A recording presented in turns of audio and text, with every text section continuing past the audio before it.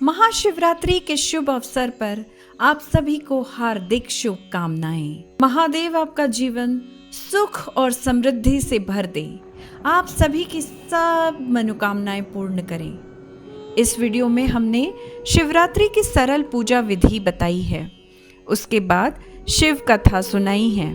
Time stamp का उपयोग करके आप सीधे कथा भी सुन सकते हैं। जय शिव शंभो, हर हर महादेव। शिवरात्रि पूजा विधि।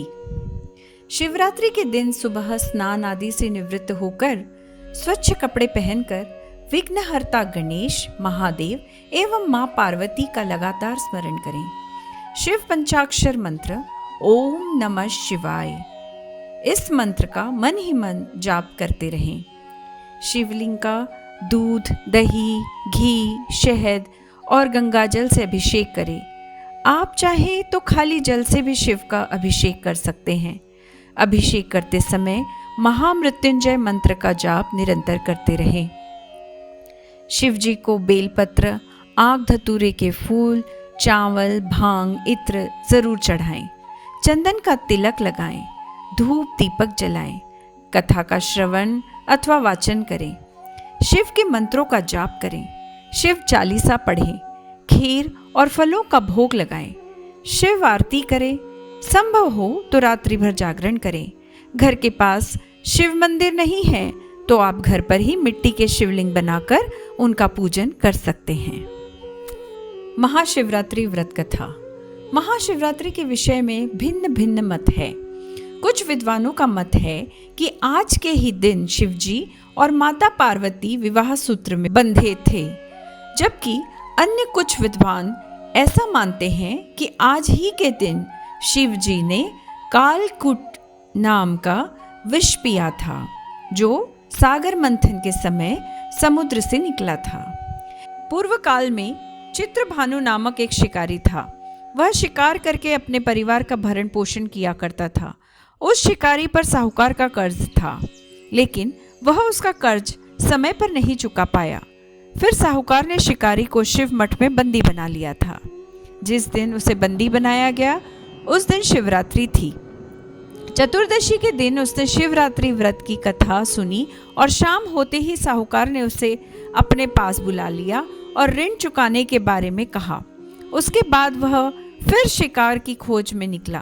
बंदी गृह में रहने के कारण वह बहुत भूखा था। शिकार की तलाश में वह बहुत दूर निकल गया।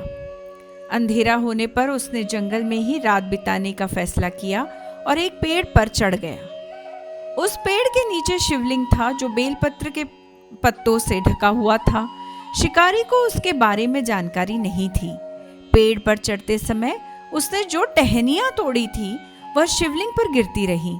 इस तरह से भूखे प्यासे रहकर शिकारी का शिवरात्रि का व्रत हो गया और शिवलिंग के पर बेलपत्र भी चढ़ गए। रात के समय एक हरिणी पानी पीने तालाब पर आई। शिकारी जैसे ही उसका शिकार करने जा रहा था, हरिणी बोली, मैं गर्भवती हूँ, शीघ्र ही प्रसव करूंगी। तुम एक साथ 2 जीवों की हत्या करोगे। मैं बच्चे को जन्म देकर तुरंत तुम्हारे सामने आ जाऊंगी, तब तुम मुझे मार लेना। शिकारी ने हरिणी को जाने दिया। इस दौरान अनजाने में कुछ बेलपत्र शिवलिंग पर गिर गए। इस तरह उसने अनजाने में प्रथम प्रहर की पूजा भी संपन्न कर ली। कुछ देर बाद एक हरिणी फिर उधर से निकली। जैसे ही शिकारी ने उसे मारने के लिए धनुष बाण चढ़ाया तो हरिणी ने विनम्रता पूर्वक निवेदन किया कि हे शिकारी, मैं थोड़ी देर पहले ही ऋतु से निवृत्त हुई हूँ, अपने प्रिय की तलाश में हूँ। अपने पति से मिलकर मैं तुम्हारे पास आ जाऊंगी। शिकारी ने उसे भी जाने दिया। रात का आखिरी पहर बीत रहा था, तब भी कुछ बेलपत्र शिवलिंग पर जा गिरे।